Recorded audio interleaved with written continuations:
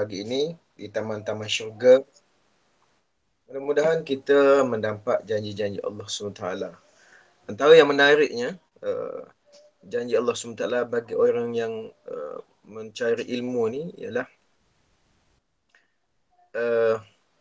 mereka akan didoakan keampunan dan keberkatan dalam hidup oleh seluruh makhluk Allah, termasuk ikan-ikan di lautan. Termasuk ikan-ikan di lautan. Dan mudah-mudahan kita termasuk di dalamnya, insya-Allah. Allahu Akbar. Dikasihi sahabat Cikgu Syafizi dan semua sahabat cikgu. Wah, memang tak ada ini orang yang tulang belakang kita tu.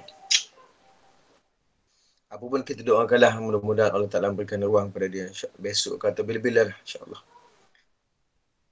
InsyaAllah kita sambung perbincangan kita dalam surah Al-Fajr ayat 15 hingga 20 lah sampai habis lah, insyaAllah.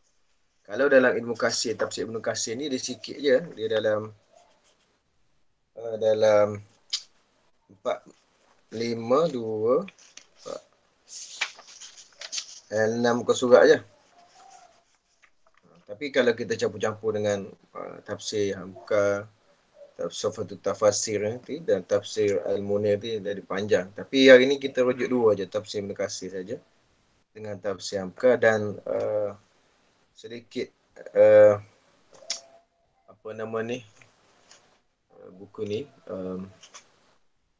hiburan untuk orang sakit dan buku musibah membawa berkat. Bagus sangat kalau boleh baca. Beli sendiri lah. Tapi bagus. Dan kalau semalam saya tak apalah, kejap kita cerita. A'udzubillahi minasyaitonirrajim. Bismillahirrahmanirrahim. Kita bacakan ayat dulu. Bismillahirrahmanirrahim. فَأَمَّا الْإِنسَانُ إِذَا مَا ابْتَلَاهُ رَبُّهُ فَأَكْرَمَهُ وَنَعَّمَهُ فَيَقُولُ رَبِّي أَكْرَمَنِ وَأَمَّا إِذَا مَا ابْتَلَاهُ فَقَدَرَ عَلَيْهِ رِزْقَهُ فَيَقُولُ رَبِّي أَهَانَنِ كَلَّا بَل لَّا تُكْرِمُونَ الْيَتِيمَ وَلَا تَحَاضُّونَ عَلَى طَعَامِ الْمِسْكِينِ وَتَأْكُلُونَ التُّرَاثَ أَكْلًا لَّمًّا وَتُحِبُّونَ الْمَالَ حُبًّا جَمًّا.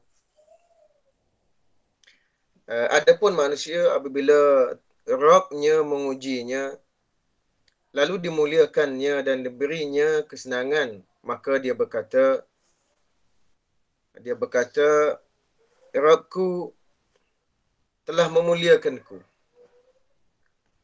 Wa amma, adapun bila Rabb-Nya, wa amma idza mabtalahu faqada, bila Rabb-Nya mengujinya lalu membatasi rezekinya, maka dia berkata, ahanan, Rabbku telah menghinaku.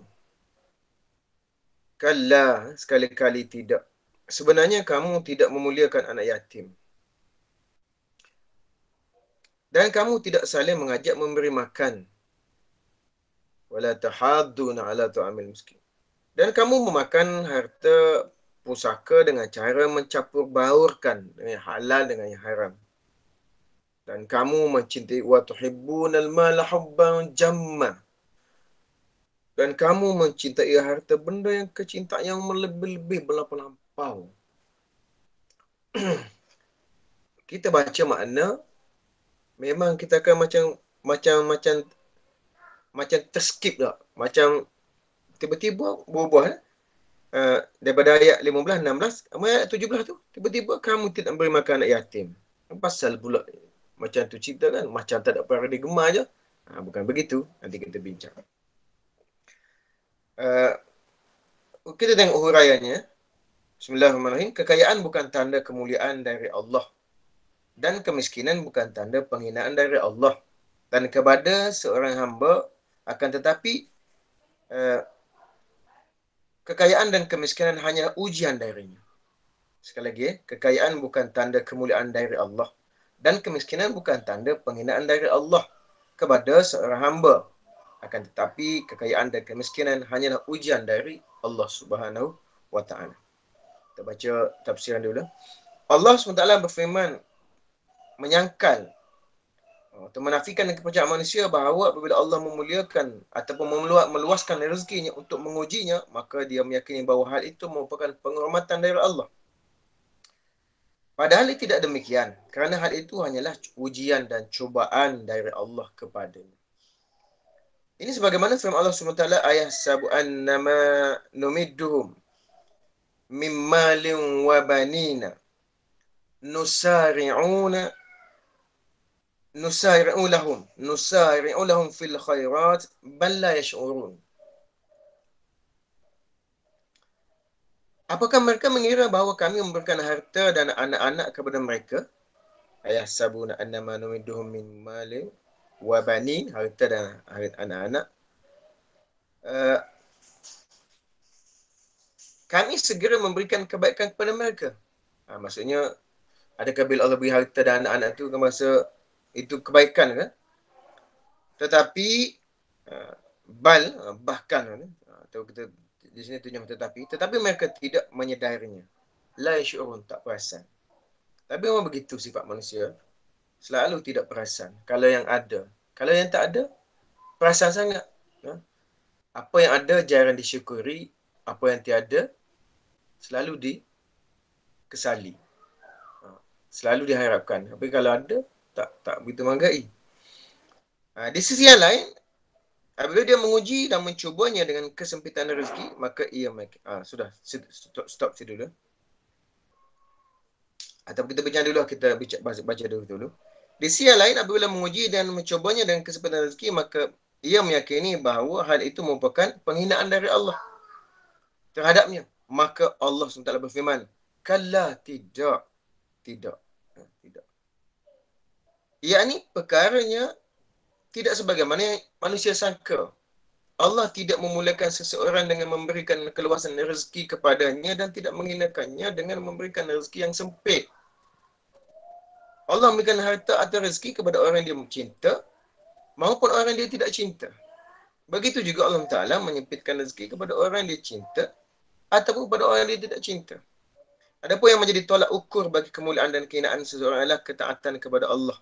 Baik ketika rezekinya lapang maupun ketika rezekinya sempit. Apabila diberi kekayaan, maka adalah dia bersyukur kepada Allah atas kekayaan ia peroleh. Dan apabila jatuh miskin, maka adalah dia bersabar atas kemiskinan. Kita bincang satu pandangan, beberapa pandangan lah, pandangan ulama-ulama ni tentang cubaan Allah Subhanahu Wa Taala. Dia panggil sunnat, cubaan itu adalah sunnatullah. Sebab yang dimulakan oleh Allah Subhanahu Wa Taala. Kalau kita tengok di kalangan Nabi di kalangan Rasul yang paling selesa lah, yang paling selesa Nabi Sulaiman, sebab dia anak raja Nabi Daud dia bukan raja asalnya. Dia adalah askar kepada tentera Talut. Dia berperang dengan Jalut tengok Jalut atau Talut Akhirnya dia jadi panglima, askar biasa jadi panglima, kemudian kerana berjaya memenangi peperangan, dia pun diangkat naik pangkat, kemudian kahwin dengan anak raja, kemudian dia jadi raja, kemudian diwarisi oleh Nabi Sulaiman alaihissalam. Kalau nabi-nabi lain, ya Allah, malam saya bincang dengan hamba Allah, seorang pakcik yang sangat suka membaca. Memang teruk. Daripada Nabi Adam salam sendiri, Nabi dia panggil Abul Bashar. Nabi Adam Abul Bashar, Nabi Ibrahim Abul Anbiya, Nabi Muhammad Khatimul Anbiya. Abul Bashar itu diuji oleh Allah SWT daripada awal penciptaannya, rasa sunyi dan sebagainya. Kemudian dia adakan teman, kemudian diuji dengan tidak menghampiri pokok, kemudian dihijrahkan ke dunia, kemudian diuji dengan anak-anak. Tadilah macam tadi. Ayah saya buat annama numidhum min malin wa banin. Kamu rasa bila kami beri kepada kamu tu harta dan anak-anak tu, ya, biasa-biasa? Tidak, itulah ujian. Kemudian Nabi kemudian lepas itu berlaku dengan kerana anak-anak dengan Qabil dan Habilnya dan sebagainya. Kemudian kita tengok Nabi Nuh AS. Dia diuji dengan anak-anak juga. Saya ingat kalau Kak Cik Marina ada, kalau Kak Cik Marina ada, seronok juga. Sebab sekarang Kak Cik Marina sedang diuji oleh Allah Ta'ala melalui anaknya yang sedang sakit. Yang sama-sama lah, siapa-siapa pun lah, sama-sama kita berfikirlah. Kak Ji, mudah-mudahan Allah Ta'ala mengangkat musibah yang sedang ada sekarang dan diganti dengan yang lebih baik. Kalau tidak di dunia, di akhirat, itu pasti. Itu pasti, percayalah Kak Ji. Dan semualah sahabat-sahabat kita yang sakit. Dia juga dengan Nabi Nuh. Nabi Nuh dia uji oleh Allah Ta'ala dengan anak dan dengan isteri. Diuji. Sampai air sampai ke paras hidung pun masih lagi turun. Cara nak dia ajak naiklah dengan ayah, naiklah dengan ayah. Kamu tak ada tempat boleh lari dah, tak ada tempat selamat dah. Tak nak dia kata tak buat, saya akan naik ke jabat, ke bukit yang tinggi. Sudah tak payah naik dengan ayah. Akhirnya ya, meninggal. Anak Nabi Nuh. Isteri dia dia beriman, alhamdulillah. Berapa tahun berdakwah itu ujian. 50 tahun kurang 1000 tahun. 80 orang yang masuk Islam. 80 orang je masuk Islam. 80 orang masuk Islam. 950 tahun. 950 tahun berdakwah. 80 orang je masuk Islam. Nabi Adam, Nabi Nuh, Nabi Idris. Nabi Idris kan, kita tak tahu ceritakan sebab tak banyak tentang dia. Sebab tu tak diceritakan banyak dalam Quran. Hanya kalau ada pun yang mula mengajar itu sajalah. Darasa Idris itu. Darasa kan belajar. Dia buatkan dia sebagai orang yang mula-mula menulis sebagainya. Tapi dia tak banyak cerita. Sebab apa? Sebab dia tak ada kontroversi. Satu hal. Kontroversi dengan umat, dengan anak, dengan siapa-siapa lah. Kemudian Adam ini Nuh, Adam, Idris, Nuh, Hud.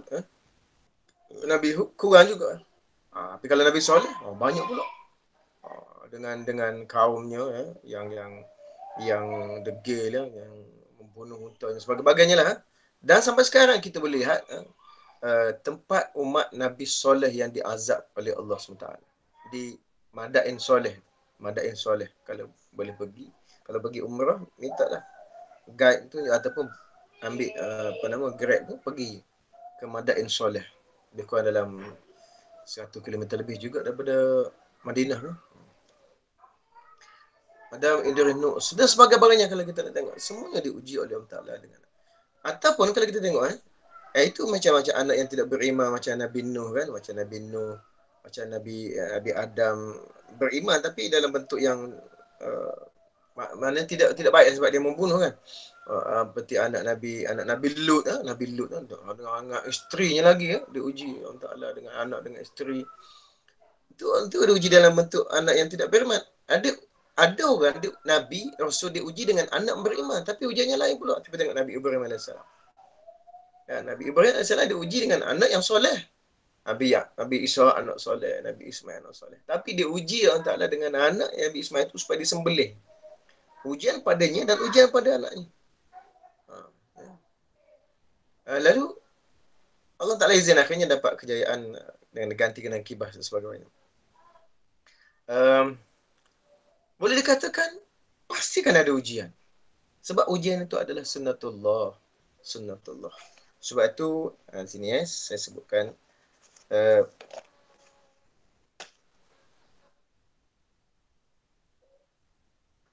tuan kitab kita menulis Abdullah bin Ali Al-Ju'aithi.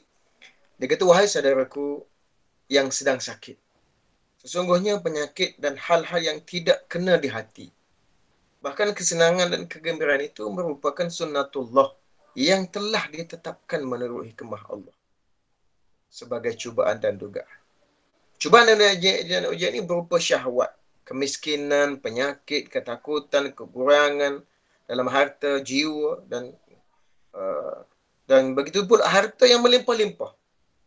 Banyak ramai anak, kesihatan, kesenangan, kemuliaan, semua itu adalah ujian daripada Allah Subhanahu wa taala.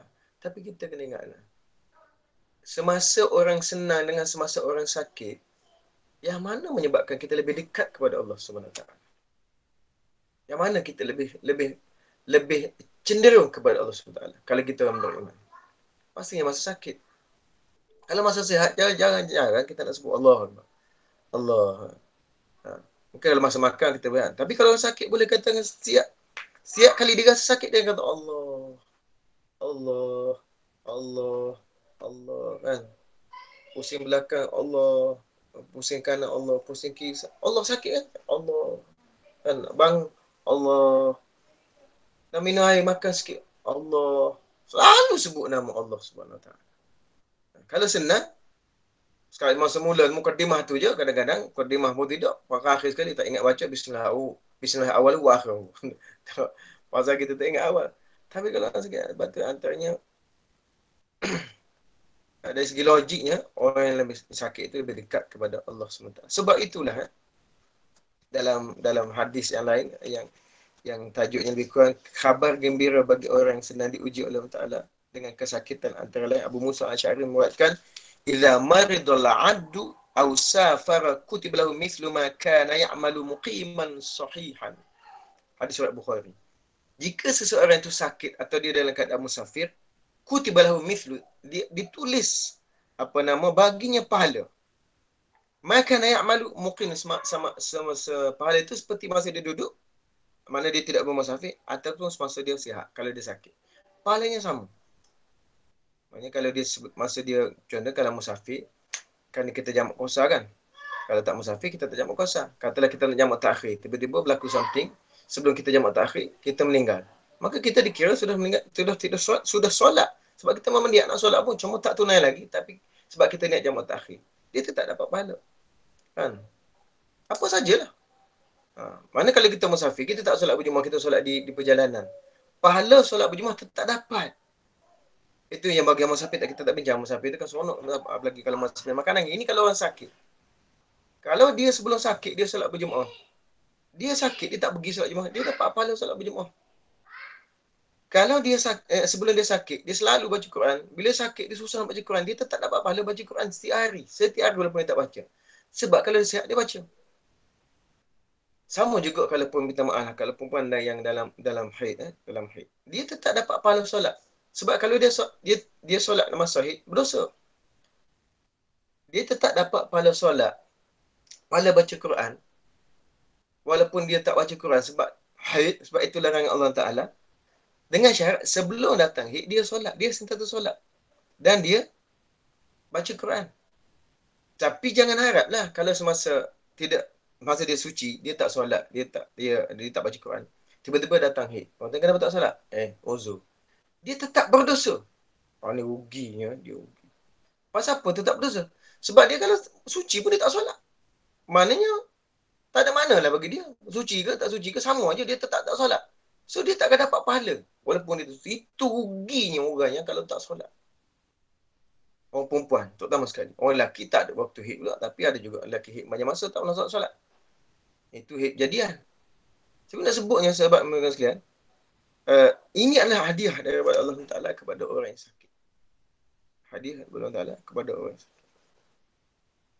Dalam hadiah lain sebutkan hadis Ahmad ni, innal 'abda idza kana 'ala tariqatin hasanatin min al-'ibadati summa marda qila lil malak al-muwakkil bihi uktub lahu mithla 'amila idza kana taliqan hatta utliqahu aw ukfituhu ilayya.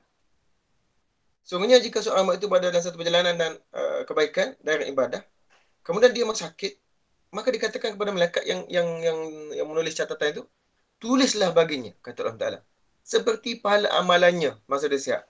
Jika dia dalam keadaan merdeka, aku boleh memerdekakannya atau mencabut nyawanya. Maknanya, dalam keadaan apa sekalipun, kalau kita buat baik, pahala itu kan terus berlangsung. Inilah kelebihannya orang yang sedang sakit. Bukan nak minta sakit. Tapi kalau sakit, inilah antara hakikatnya. Yang kita kena terima bahawasanya kita sedang mendapat pahala yang melimpah-limpah daripada Allah Subhanahu Wa Taala. Banyak lagi lah kalau saya nak bacakan hadis-hadis ini. Dan kita kena ingat sabar itu dialah separuh daripada agama. Sabar, as-sabru nisful iman ataupun as-sabru minal iman. Min itu makna min ba'd, min sebahagian. Sabar itu sebahagian daripada iman. Apa maksud sebahagian itu? Sabar itu iman ni yang pertama uh, orang yang sakit dia sabar, dan sebahagian lagi adalah syukur. Jadi dia kalau dia sabar dan syukur, dia memenuhi tuntutan keimanan. Ibn Qayyim sebut sabar adalah wajib menurut ijma' ulama, ijma' umat. Dan sabar ini separuh daripada iman. Iman terdiri daripada dua bahagian, iaitu sabar dan syukur. Sabar dan syukur. Sebab itu dalam riwayat lain disebutkan, dalam riwayat Muslim Nabi sebut ajaban li amril mu'min in amaru kullihi khair wa laysa zalika li ahadin illa lil mu'min. In asabatu sarra'u syakara fakana khairan lahu wa in asabatu dharra' sabara fakana khairan lahu. Perkara orang mukmin sungguh pelik, kata Nabi SAW. Orang mukmin ni sungguh pelik. Sungguhnya semua tingkah lakunya merupakan kebaikan. Semua dibuat ni kebaikan. Dan hal ini tidak terjadi kecuali bagi orang mukmin. Ingat, bagi orang mukmin. Kenapa? Jika dia mendapat kegembiraan, dia bersyukur. In asabatu sarra syakara fakana lahu khair. Maka dia bersyukur, itu merupakan kebaikan baginya. Wa in asabatu dharra, kalau dia ditimpa kesusahan, sabara, dia sabar. Fakana khairan lahu. Ini pun merupakan kebaikan juga baginya. Maknanya bukan benda buruk. Kalau baik dia syukur. Kalau benda yang tidak baik bagi dia, tetap baik bagi Allah, dia sabar. Mana bila nak rasa kecewa? Begitu ya. Sebab tu sahabat yang dimulakan Allah Ta'ala sekalian, ingatlah ujian Allah SWT pada kita hanyalah berujung kuku kalau dibandingkan dengan ujian yang Allah Ta'ala timpa kepada Nabi. Allah Ustaz bandingkan dengan Nabi, mati kering lah kita. Tak apalah. Bandingkan dengan orang yang imam kita, Imam Hanafi, Maliki, Syafi'i. Cuma Imam Hanafi tu dia agak istimewa sebab dia anak orang kaya dah, dia anak saudagar dan dia pun saudagar. Tak apalah. Imam Hanafi, Imam Syafi'i susah. Imam Maliki susah. Allah Ustaz bandingkan dengan imam pula. Imam tu tahap mana dia? Dia baru berapa ratus tahun dengan Nabi. Imam Hanafi baru. Imam Hanafi tahun 80 lah. Imam Malik tahun 90. Imam Syafi'i tahun 50. Imam Ahmad 204. Letih kita nak bagi. Kita tengoklah. Apa nama ni, tabi'in kita. Tak? Apa nama ni, Hasan Al-Basri, Musa Asy'ari, Imam Al-Ghazali, Imam Nawawi, Imam Bukhari, Imam Muslim. Tak? Allah SWT banding kita dengan imam pula. Kita ni siapa? Tak? Tak boleh juga. Banding dengan binatang, semua tak boleh. Sebab tu sahabat yang mulakan sekalian, ujian daripada Allah SWT ni adalah sesuatu yang pasti, sunnatullah. Wa lanabluwannakum bi syai'in minal khauf. Dan dalam ayat yang panjang ni, wal jau'i wa naqsi minal amwal wal anfus dan sebagainya. Dan Allah sebut juga wa nabluukum bisyarri wal khair fitnatan wa ilaina turja'un. Kami akan menguji kamu dengan keburukan dan kebaikan sebagai cubaan yang sebenar, dan hanya kepada kamilah kamu dikembalikan. Itu semua adalah ujian Ta'ala. Ibn Abbas berkata, kami akan menguji kamu dengan kesempitan. Tentang ayat ini Ibn Abbas sebut, kami akan menguji kamu dengan kesempitan dan kemudahan, kesihatan dan penyakit, kekayaan dan kemiskinan, halal dan haram, ketaatan dan kedekaan, petunjuk dan kesesatan. Semua adalah ujian kepada Allah Ta'ala. Cuma bagaimana kita menghadapinya dan bagaimana kita menerimanya itu. Ada orang yang sesat ataupun yang petunjuk, atau orang yang, contohlah tak sahabat, kita ni orang yang dalam Islam, kita dalam Islam, lahirnya Islam, tok nenek kita Islam, keluarga kita Islam. Ujian kita berbeza dengan orang baru masuk Islam. So, kalau orang baru masuk Islam, dia semuanya yang lama-lama sudah dididik oleh Allah Ta'ala. Dia ada buku baru. So, dia kurang. Ada kelebihan di situ pula.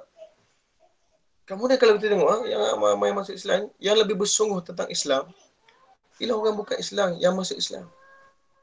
Orang yang tidak Islam, yang bukan lahir dan bukan Islam, kemudian dia akhirnya kembali kepada Islam, secara fitrahnya, dia lebih bersungguh daripada kita.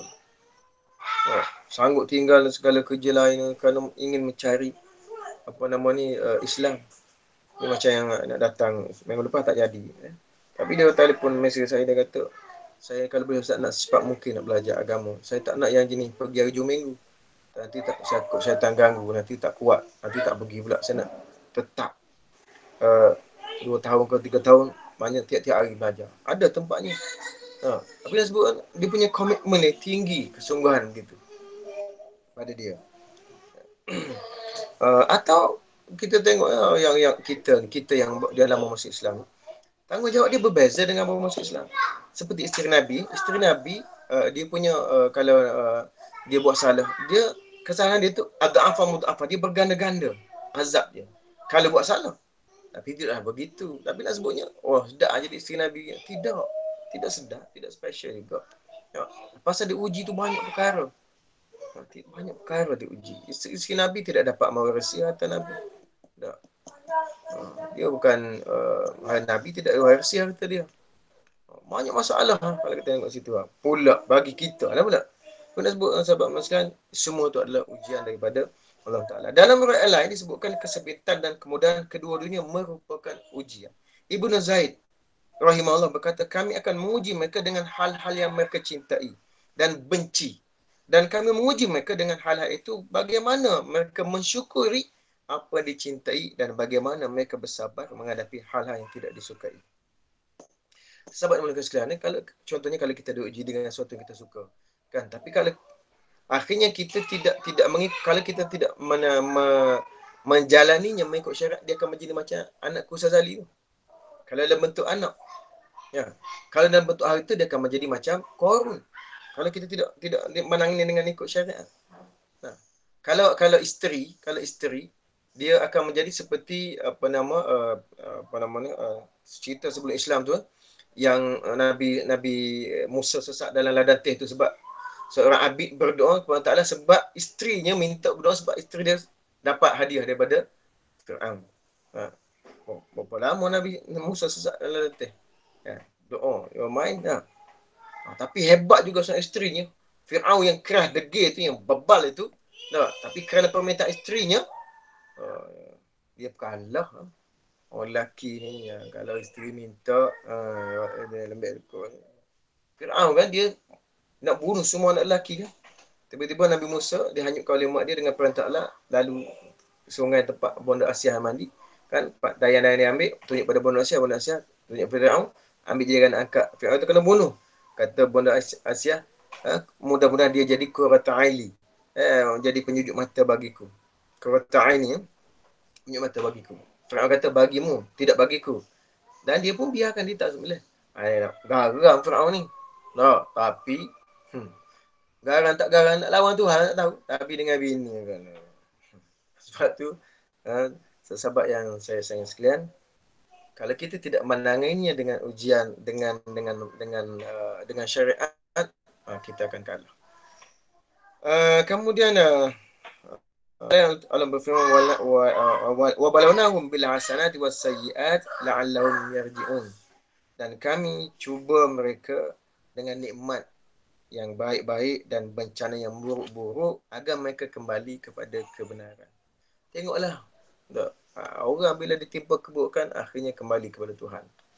Ada yang Allah terima, ada yang tak terima. Tengok Fir'aun, bila dah lemah dalam laut tu, dia kata apa? Amantu bi Rabbi Musa. Aku beriman dengan amantu bi Rabbi Musa. Aku beriman dengan Tuhan Musa. Baru nak mengaku dia beriman. Tapi tak ada nilai, tak ada makna. Macam cerita Ashabul Ukhdud itu, Ashabul Ukhdud tu, ya. Bila budak tu mati, budak yang dipanah tu, kita dah cerita belum kat sini, tak apalah lain kali. Nanti masuk dalam surah dia nantilah. Tengoklah 30-40 tahun nanti.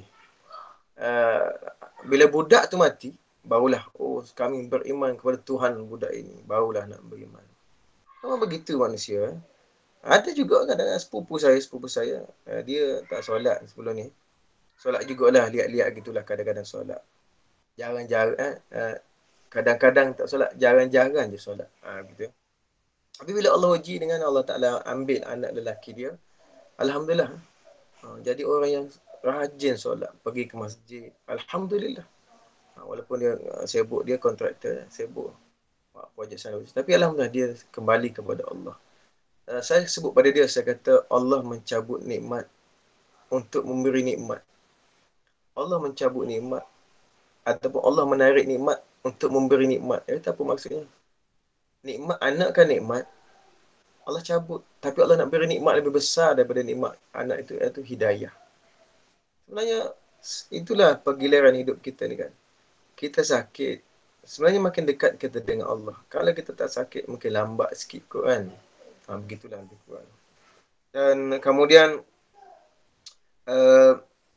hikmah dan faedah bila berpenyakit ini, antara lain kata Tuhan kita, ketahuilah wahai saudaraku yang sedang sakit, sesungguhnya Allah tidak menetapkan sesuatu berupa wujud sesuatu atau syariat, melainkan di dalamnya terkandung kebaikan dan rahmat bagi hamba-hambanya.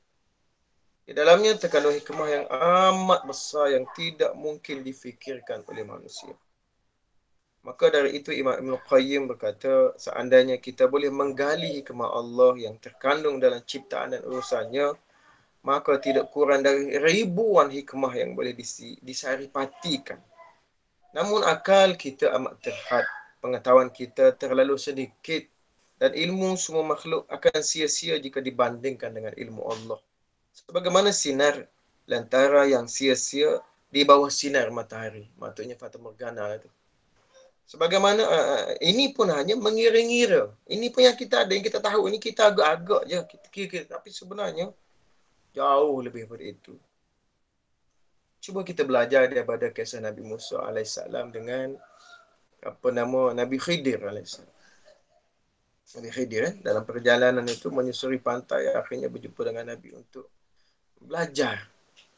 Kemudian naik sampan, tebuk sampan. Kenapa? Tanya. Kemudian jumpa budak bunuh kan. Atau sebelum tu lagi dia tongkat tiang nak tumbang kan. Dia Musa kata biar dia tumbang, nanti kalau kita tugakkan nanti dia jatuh juga kena orang sini. Itu Nabi tu, Rasul tu. Tapi belajar daripada seorang Nabi Khidir. Apa yang belajar? Apa yang tersirat di sebalik makna-makna tebuk sampan, tebuk perahu. Apa kerja? Kalau kita kata bahasa kasar kita kan, apa ke... tapi tak boleh pada Nabi kan. Apa ni tebuk sampan ni? Tapi kalau Nabi lah, jangan pula kalau kita naik sampan, kawan kita tebuk, yang buat lawak gitu. Apa pasal tebuk ni? Ikut Nabi Khidir. Tenggelam dua-dua. Apa maksudnya? Kita tak sebut sini lah. Kemudian tahan supaya tiang rumah tak tumbang. Apa yang ada di bawah rumah tu kan? Apa yang ada di situ? Kemudian dibunuh budak kecil tu kenapa? Kan? Itu Rasul belajar daripada Nabi. Ini kita ni. Siapa kita? Sebab itulah sahabat yang saya muliakan sekalian. Bila saya baca buku mengubat orang hadiah untuk orang hibur untuk orang sakit, saya ingat satu kata-kata saya tulis. Ajarlah anak-anak kita dengan sedikit kesusahan agar dia tidak susah bila berada dalam kesusahan nanti. Dan jangan terlalu memanjakan anak-anak. Takut nanti dia akan susah bila berada dalam keadaan susah nanti. Bahkan lebih susah daripada orang yang susah. Sebab dia tak pernah susah. Sebab tu sahabat yang mulakan sekalian, kenapa saya sebut begitu? Sebab saya semalam saya baca Yasin. Saya memang sangat sebut. Ramai cikgu-cikgu tanya, kenapa Ustaz? Ramai cikgu tak tahu apa yang berlaku dalam konti tu. Sebab saya baca tu dalam konti kan. Dalam pejabat kan. Puan Mai tengok siapa ustaz tu macam ni. Saya dah tutup pintu dah. Puan Mai dalam bilik, saya kat luar. Puan Mai buka pintu letak air. Dia ingatkan saya sakit tekak. Kemudian dia cikgu-cikgu duduk kat pejabat duduk sekolah yang siapa ustaz baca tu. Kemudian dekat nak habis dah. Ada seorang budak datang, ketuk, buat isyarat. Okey. Saya kata, okey. Saya bukan sakit tekak, tapi saya bila baca Quran Yasin semalam, saya teringat pada anak murid kita yang apa nama, wafat. Ayah dia meninggal kemalangan, mati hari Selasa baru ni. Meninggal. Mak pula koma. Tapi dengan khabar Ustaz ni kata dah keluar dah pindah keluar daripada ICU lah. Mana mungkin okey lah. Cuma bila saya baca Yasin tu, saya teringat kalau lah saya mati, anak-anak saya macam mana. Bukan takut mati, saya takut bila saya mati, anak-anak saya tu macam mana. Waktu tu Allah Akbar. Tengok dengan saya, Allah, masa saya semalam panjang sangat Yasin nak habiskan. Saya dah tercekik macam orang sangkut kan. Allah, kenapa ni aku ni? Tiba-tiba jadi teringat. Lepas tu sahabat ini mulakan sekalian, perasan kalau perasan apa yang berlaku kepada kita lah, kepada siapa-siapa saja. Kalau berlaku musibah, bagaimana mereka nak menghadapinya? Sebab tu saya jujur, saya cakap dengan rumah, saya selalu cakap dengan rumah. Saya kata, ya, kalau mati, biar saya mati dulu. Apa pula cakap macam tu? Sebab saya tak boleh jaga anak-anak. Anak kecil saya boleh jaga, anak besar saya tak boleh jaga. Siapa boleh jaga anak besar? Semua. Mesti ibu je boleh jaga anak besar.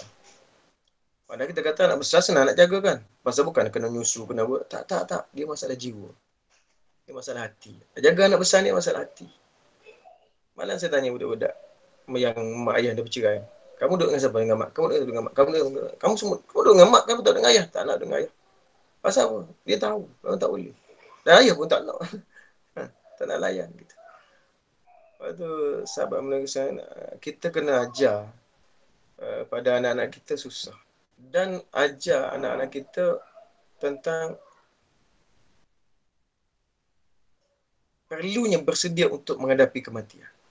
Sama ada kita atau salah seorang atau siapa saja. Kalau mak mati, apa sepatutnya anak buat? Kalau ayah mati, apa sepatutnya anak dan isteri buat? Saya cakap dengan Cikgu Jan ada ni, Cikgu Azizan. Azizan tak ada. Semalam dia tadi cakap, dia pun cerita, bila saya cerita begitu kan, saya tengok anak saya kalau saya mati ni. Dia kata, saya pun juga dulu, saya duduk kat Pulau Pinang, buat kereta standard lah, biasa. Bila dah kahwin kan, alah, lencong sikit dah pening. Sama rumah saya macam tu juga. Cikgu Azizan ada.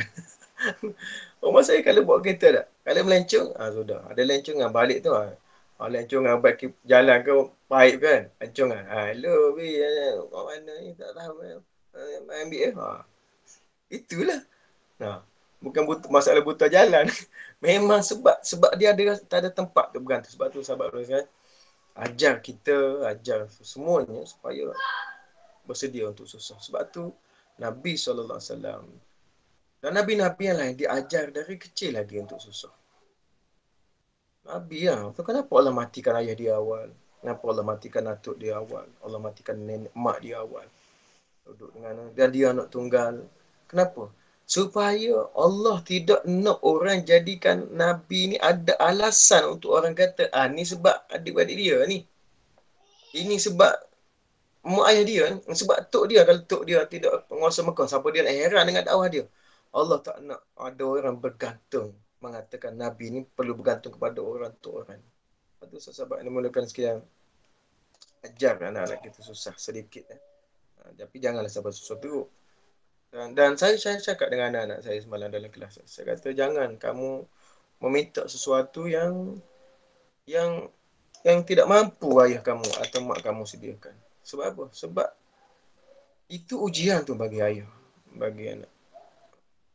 Ataupun kalau isteri, janganlah minta sesuatu daripada suami yang suami tak mampu berikan.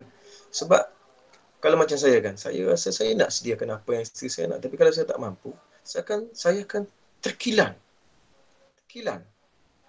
Sehingga saya mampu untuk mengadakannya. Tapi kalau tak mampu sampai bila terkilan. Kan terkilan. Lepas tu mintalah sesuatu yang kita rasa dia mampu dan bermanfaat untuk kita dan dia. Kalau suami isteri. Kalau anak-anak, bermanfaat untuk anak-anak. Tu. Ada kalau minta kan, yang bukan macam kita semua kan ibu ayah ada kat sini. Bagaimana perasaan kita kalau kita berjaya menunaikan hajat anak? Kan kita rasa tenang, rasa lapang, sukanya sebab kita tengok anak kita suka kan. Gitu. Dan keadaan itu sebab melakukan, saya selalu buat analogi dengan kawan-kawan ni. Yang ayah dia sedih, mak saya meninggal, semua tak boleh rasa sebab sangat tak hilang lagi, saya duk pegang baju dia dah sebulan lebih ni. Saya buat macam tu, saya kata, kalau kita boleh menunaikan, kita boleh menggembirakan seseorang yang kita sayang, kita gembira tak? Ataupun kalau kita tahu dia sedang bergembira, kita rasa gembira tak sekarang ni? Kita nak dia balik semula ke tidak? Tidaklah Ustaz, kenapa Ustaz begitu? Saya kata, ayah kamu mati, ayah cikgu mati, ayah awak mati, mak ayah awak mati. Dia sedang gembira sekarang sebab dia jumpa dengan mak ayah dia. Awak tak suka ke dia gembira dengan mak ayah dia? Suka, dah kalau suka sedih apa? Tunggulah kita pergi pula. Dia akan gembira akan jumpa kita pula. Allah tak, kadang kenapa kita tak fikir gitu? Ya. Dia tanya kita pula, otak dia kan. tapi itulah hakikatnya, ajarlah anak kita susah. Sudahlah, panjang sangat saya sebut tentang, tapi baguslah kalau baca buku ni dan juga buku ni, Musibah yang Membawa Berkat. Kemudian sebahagian dari perbuatan buruk seseorang hamba yang berkaitan dengan harta adalah mencintainya secara berlebihan. Ini satu hal juga. Abu Daud menceritakan dari Sahal bin Sa'ad bahawa Rasulullah SAW bersabda, Ana wa kafilul yatima kahataini fil jannah. Aku dan pengasuh anak yatim seperti dua jari. Ini ibu buat gini. Ibu merapatkan. Aku dan pengasuh anak yatim seperti dua jari ini di syurga. Dan beliau merapatkan kedua jari beliau, iaitu jari tengah dan jari telunjuk. Hadis riwayat Abu Daud. Dan Allah berfirman, sampai situ dulu. Semalam, lepas saya baca tu, Cikgu Namawati keluar. Kenapa Ustaz? Saya cakaplah macam gini-gini. Dia kata saya ni Ustaz dah lama dah. Ya, Cikgu Namawati kan bela anak yatim, lemah orang anak yatim. Saya kata, saya tak sedih sangat kalau saya tahu ada orang mak saudara macam Puan Omar.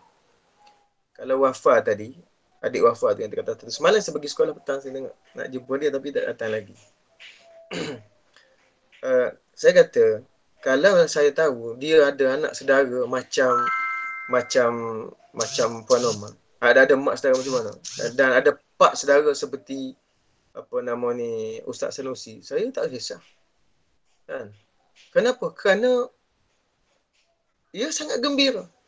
Bahkan anak saudara Puan Omar yang bongsu tu kan, dia dah anggap Puan Omar tu mak dia. Sebab dia kecil sangat, dia tak tahu kasih sayang mak dia sebenar. Ya, ayah dia meninggal, kemudian sebulan kemudian mak dia meninggal. Adik-beradik Ustaz Sanusi.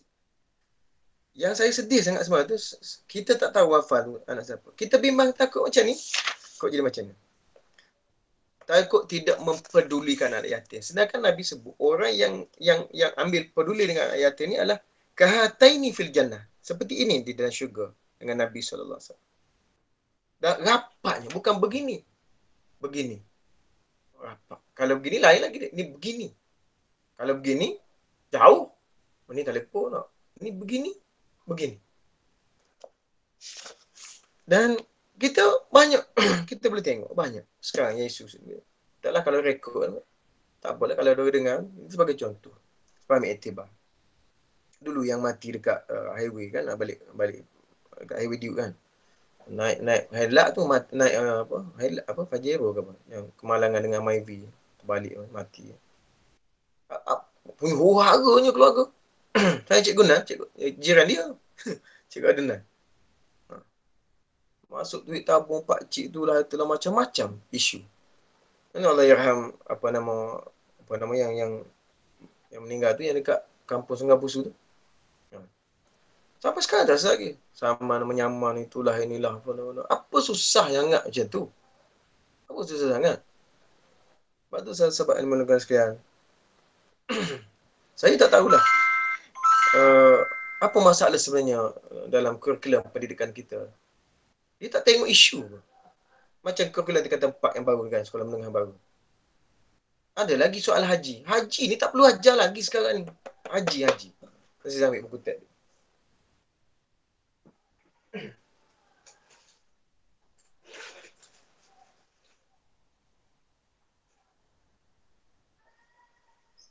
Kita cakap sama-sama, kita tak apa kan, sama-sama pendidik. Kita bukan cakap dengan orang luar kan. Kita dasar kita tak boleh komen dengan orang luar. Kita sama pendidik untuk kita lah kan.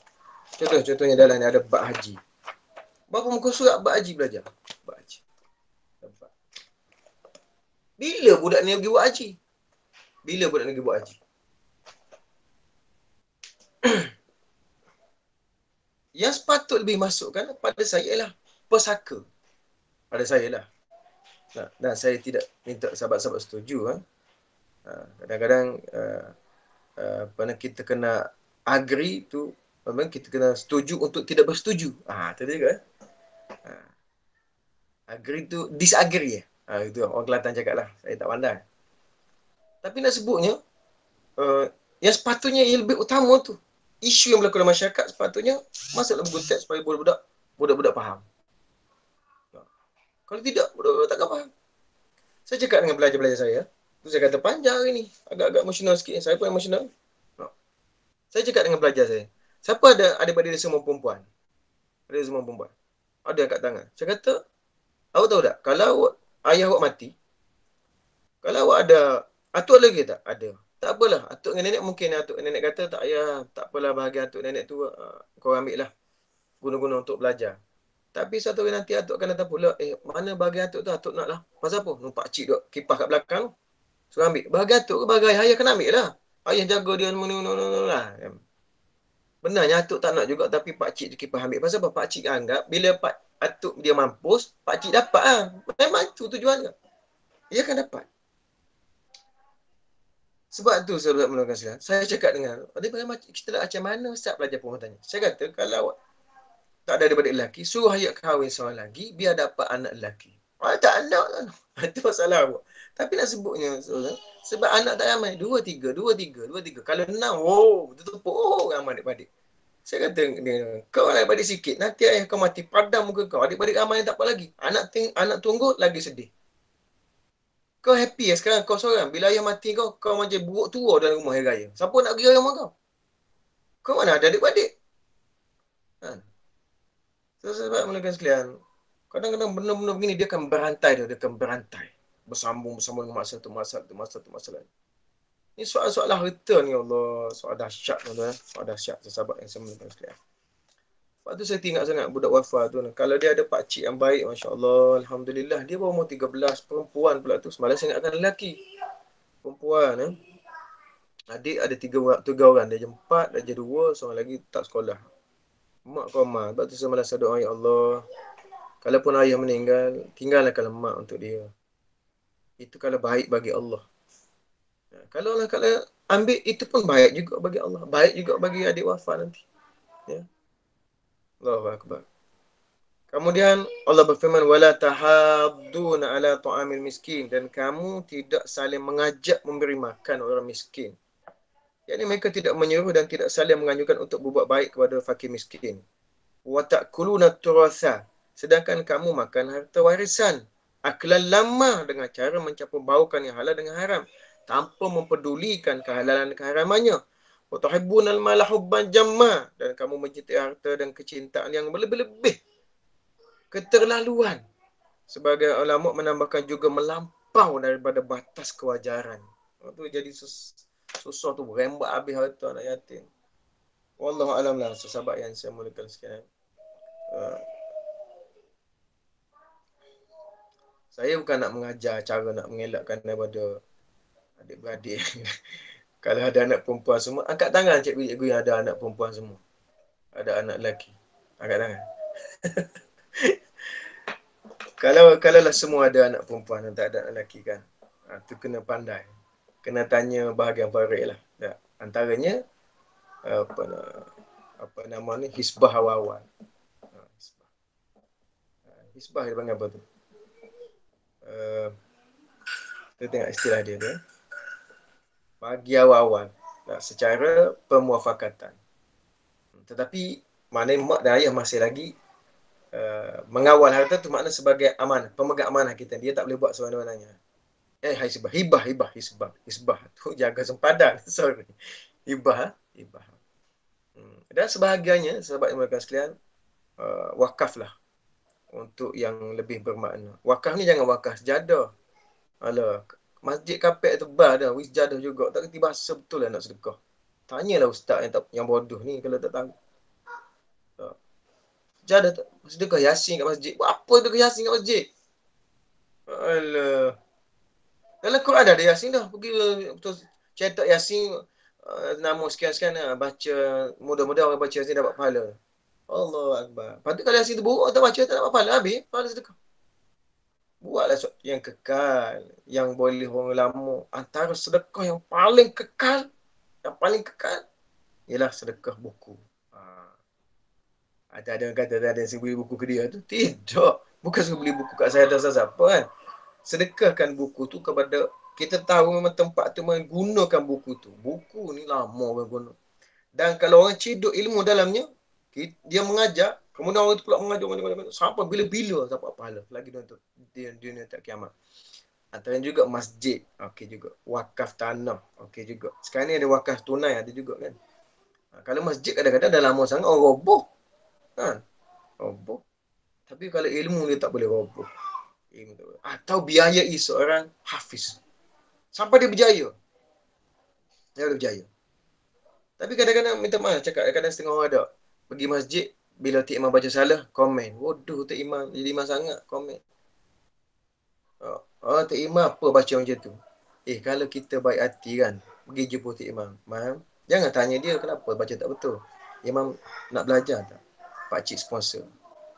Kalau kawasan Gombak kan dekat dengan UAE kan. Boleh ada kelas tu. Petang-petang tu. Kelas-kelas hujung minggu. Pergi lah. Masuk. Sponsor. Belajar Quran. Bukan suruh dia belajar, memperdalami Al-Quran biar hebat lagi. Baru betul. Ini ngutuk. Duit tak bagi. Apa makna? Sebab itulah sahabat yang menekan sekalian. Cara bersedekah dan keadaan sebagainya kena ada ilmu lah. Ada ilmu. Kemudian, pukul 10 kita nak habiskan juga ni. Kemudian, tak payah kita rujuk ini aja. Terima kasih je hari ni. Ayat 21 hingga 30.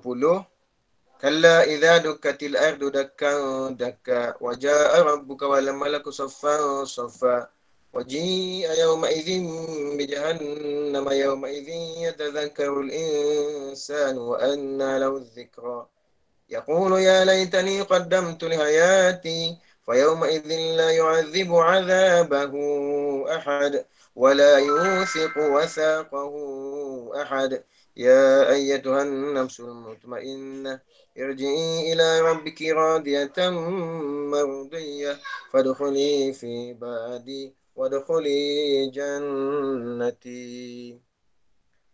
Dan jangan berbuat demikian apabila bumi digoncangkan berturut-turut dakkan. Dan datanglah Rabbmu sedangkan malaikat berbaris-baris. Dan pada hari itu diperlihatkan neraka Jahannam. Pada hari itu manusia sedar, akan tetapi tidak berguna lagi kesedarannya itu. Yauma idzin yatazakkarul insan wa anna lahu dzikra. Yaqulu ya laitani qaddamtu ila hayati. Baru dia tahu. Alangkah baiknya sekiranya aku dulu mengerjakan amal ini. Standard. Maka pada hari itu tidak ada seorang pun yang menyeksa seperti seksaannya. Mana teruk tu.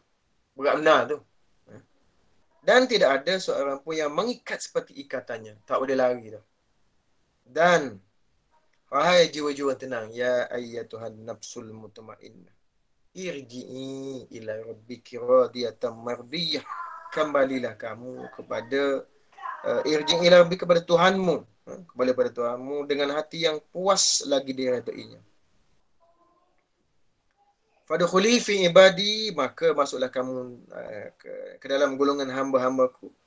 Wadkhuli jannati, dan masuklah kamu ke dalam syurgaku. Sebab menurut Islam, pada kiamat setiap orang akan dibalas sesuai dengan amal perbuatannya. Baik atau buruk, itu bergantung kepada amalan kita di dunia. Allah memberitahukan tentang bencana besar yang terjadi pada kiamat. Allah berfirman, kalla, sekali-kali tidak. Yang ini sungguh benar-benar Ila dukatil ardu dakka dakka. Dakkan dakka. Bila bumi ni betul-betul digoncangkan. Betul-betul. Mana goncangan dia tu? Yang ni bumi tersebut dihamparkan, dibentangkan dan gunung-gunungnya diratakan. Makhluk-makhluk bangkit dari kubur menghadap kepada Rabb mereka. Waja'a rabbuka, dan datanglah Rabbmu. Yakni untuk mengadili makhluk-makhluk. Hal itu terjadi setelah mereka meminta syafaat kepada Nabi Muhammad SAW selaku pemimpin anak cucu Adam secara mutlak. Sebelumnya mereka telah meminta syafaat kepada Rasul-Rasul Ulul Azmi satu persatu. Dan semuanya berkata, aku bukanlah orang yang berhak dalam perkara ini. Ni kalau nak baca buku lebih ni tentang kiamat ni, tentang baca buku kiamat lah. Ya, bagaimana proses daripada mahsyar nanti.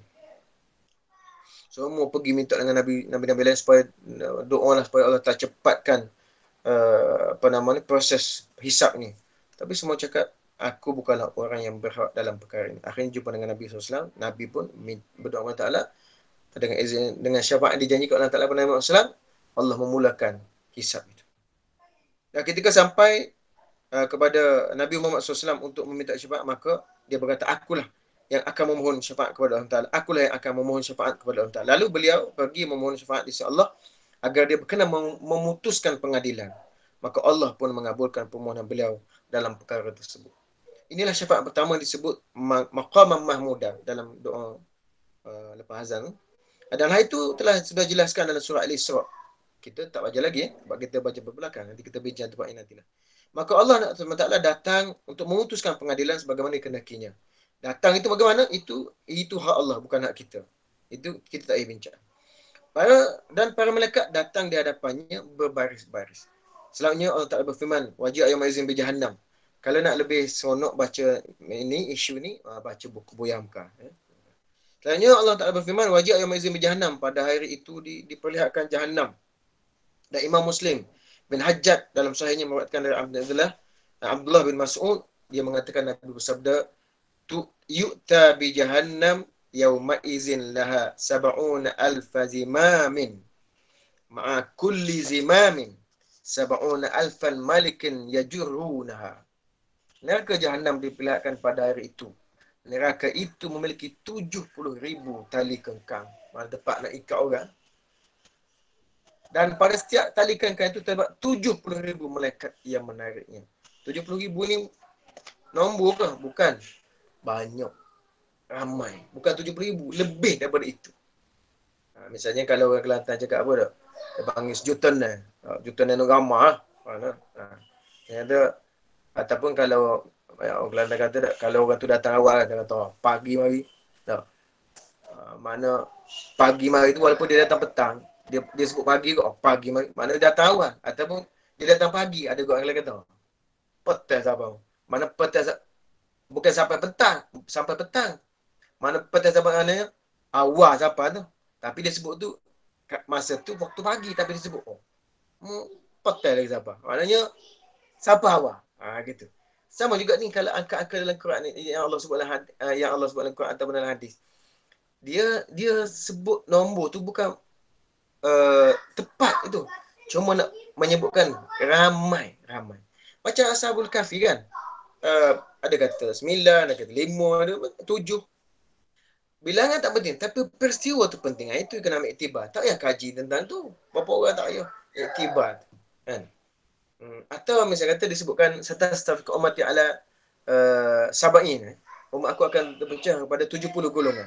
70 kau. Nabi sebutkan itu kan hadis sahih tu. 70 kau umat Nabi Muhammad pecah. Bukan 70. Banyak. Ajaran sesat di Malaysia ni 400 dah. Bukan 70. 400 ajaran sesat di Malaysia. Di Malaysia. Yang paling banyak di Malaysia ni di negeri Selangor. Yang paling banyak di Selangor ni di Gombak.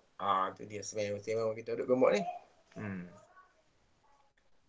Kemudian Tirmizi juga mengatakan demikian. Selanjutnya Allah Ta'ala berfirman, yauma idzin yatadhakkarul insan. Pada hari itu sedarlah manusia, yakni menyadari amal perbuatannya dan mengakui apa-apa pun dosa yang telah ia lakukan selama hidupnya. Itulah. Itu standard lah sahabat Malaysia. Lepas tu orang Melayu kata sesal kemudian tidak berguna. Sesal dahulu pendapatan, sesal kemudian tidak berguna.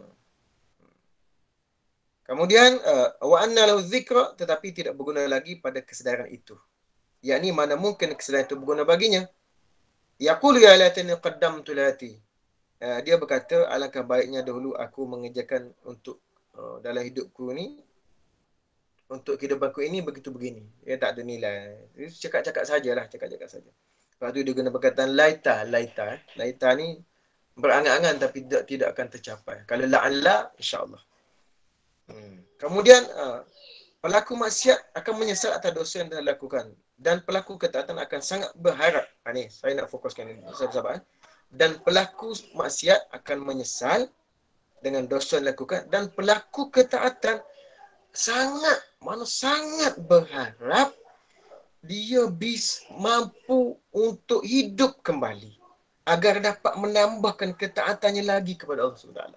Artinya sahabat-sahabat, hak jahat tu saya cerita lah, memang tak ada harapan dah. Kita ni mudah-mudahan insya-Allah lah kita baik, insya-Allah mudah-mudahan kita baik, insya-Allah mudah-mudahan kita baik sampai kita bertemu Allah. Insya-Allah. Sebab yang dikira itu ialah hari kita mati, bukan masa kita hidup.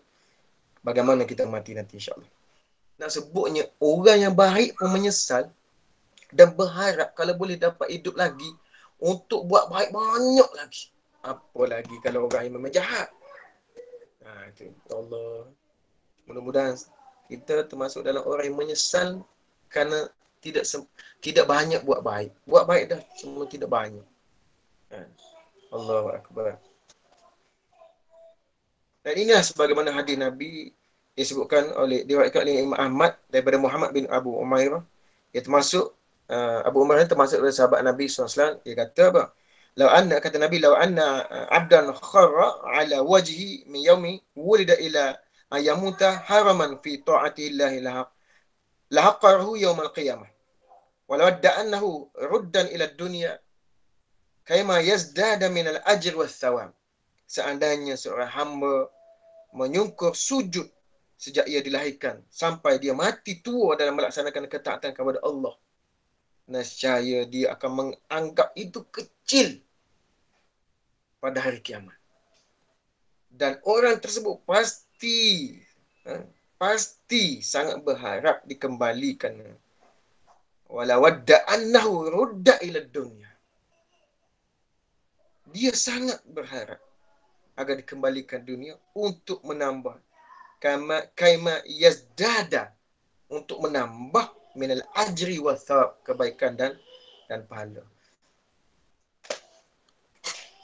Ini cerita dia ni, dia masa lahir tu, Nabi sebut dia masa lahir sujud tu. Sampai mati sujud.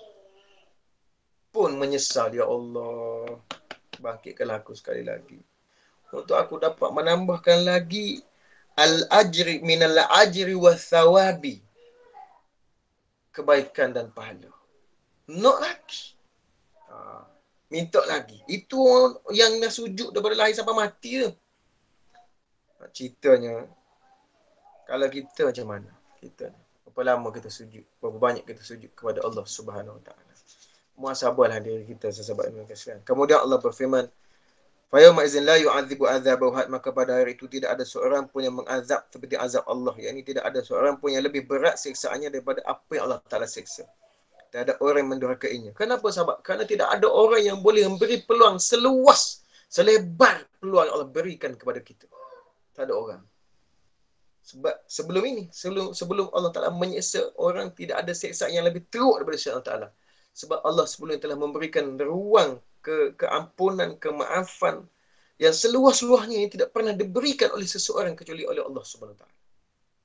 Maka patutlah Allah Ta'ala mengazab orang yang tidak akan pernah ada azab yang lebih teruk daripada yang diazab oleh Allah Subhanahu Wa Ta'ala. Sebab sebelum ini. Wala yuthiqu wathaqahu ahad, dan tidak ada seorang pun yang mengikat seperti ikatannya, yakni tidak ada seorang pun yang lebih kuat cengkaman dan ikatannya daripada cengkaman malaikat Zabaniyah terhadap mereka yang kafir kepada Allah Subhanahu Wa Taala. Siksaan ini didapati oleh makhluk yang durhaka dan berbuat zalim. Adapun jiwa suci dan tenang, jiwa yang tenang, tenteram, teguh dan sentiasa mengikat kebenaran, maka dikatakan kepadanya, ya ayyatuhan nafsul mutmainnah, irji'i ila rabbiki radiyatan mardiyah. Wahai jiwa yang tenang, kembalilah kepada Rabbmu. Ini kembalilah kepada sisinya, pahalanya dan kenikmatan yang disiapkan olehnya di syurga bagi hamba-hambanya. Radiyah, radiyatan, dengan hati yang redha. Yang ini dengan penuh kepuasan di dalam jiwanya. Mardiyah, dan diredainya, yakni jiwa yang diredai Allah kepada Allah, dan Allah pun redha kepadanya. Dan Allah SWT telah membuat jiwa-jiwa itu redha kepadanya. Firman Allah Ta'ala, fadkhuli fi ibadi, maka masuklah ke dalam hamba-hamba, golongan hamba-hambaku.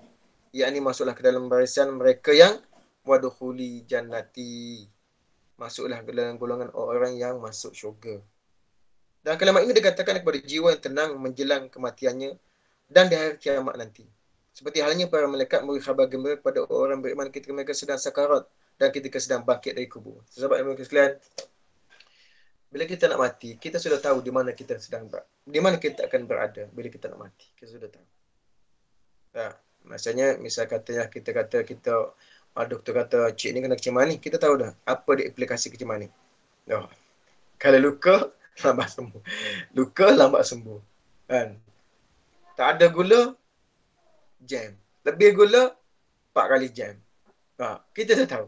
Sebab, sama juga. Yang tentang kita di syurga atau neraka, bila kita nak mati tu, kita sudah tahu di manakah tempat kita. Ibn Abi Hatim mengatakan daripada Ibn Abbas tentang firman Ta'ala, ya ayatan mutmainnah irji' ila rabbika tamudiyah. Apa maksud dia? Katanya bahawa ayat ini turun sementara Abu Bakar sedang duduk. Lalu dia berkata, wahai Rasulullah, alangkah indahnya ayat ini. Maka Rasulullah berkata, ama innahu sayuqalu laka hadha. Ketahuilah bahawa kalimah tersebut akan diperuntukkan kepadamu, wahai Abu Bakar. Demikianlah akhirnya surah tafsir Al-Fajr. Hanya milik Allah lah segala puji dan anugerah yang diberikan kepada siapa saja. Milik Allah lah. Puji dan anugerah itu milik Allah. Sebab yang saya menekan sekalian, bagi kesimpulan, marilah kita sama menjadi orang yang disebut nanti irji'i ila rabbiki radiyatan mardiyah fadkhuli fi ibadi wadkhuli jannati. Mudah-mudahan begitulah kesudahan kita. Dengan syarat kita mengikuti formula ke arah itulah. Kalau kita menghafal sifir 1 sampai berapa-berapa, atau kita ikut formula dia, insya-Allah tepat. Atau formula apa sajalah. Tapi kalau kita ikut formula tu, jarang sangatlah. Tak betul. Kalau betul juga mana tu tembok tu. Kebetulan. Betul yang kebetulan. Bukan betul sebab kerana jalan kita benar. Tapi betul kerana kebetulan itu lambat. Susah sangat. Apa pun sahabat-sahabat, mudah-mudahan kali itu saja. Kepada yang sedang diuji oleh Allah Ta'ala, bacalah ayat ini dan tafsir yang lain-lain. Bahawasanya buruk dan baik itu adalah ujian Allah Ta'ala untuk melihat sejauh mana keimanan kita dan ketawakan kita kepada Allah SWT. Dan ujian yang buruk ataupun yang baik itu sebenarnya untuk melihat siapa yang lebih dekat dan lebih jauh kepada Allah SWT. Jangan kita jadi orang kaya seperti Qarun. Jangan kita jadi orang miskin seperti orang yang tidak beriman. Rugi dunia akhirat. Rugi. Miskin susah, dunia susah, akhirat lagi susah. Tapi kalau kita miskin di dunia, tapi kita beriman Ta'ala, kita susah dunia, tapi insyaAllah kita tidak, pasti kita tidak akan susah di akhirat. Sebab itu janji Allah. So, sahabat yang melakukan sekalian, apa saja musibah yang anda datangkan, baik atau buruk, hadha musibah. Iza asabatkum musibah. Sayyidina Umar, selipar dia putus, dia kata, inna lillah. Kita selipar putus apa? Alhamdulillah, beli baru. Beza dengan Sayyidina Umar. Apapun sebabnya, sekali itu sajalah yang baik Allah Ta'ala dalam maklumat saya. Silakan, Cikgu Zee. Kau ada nak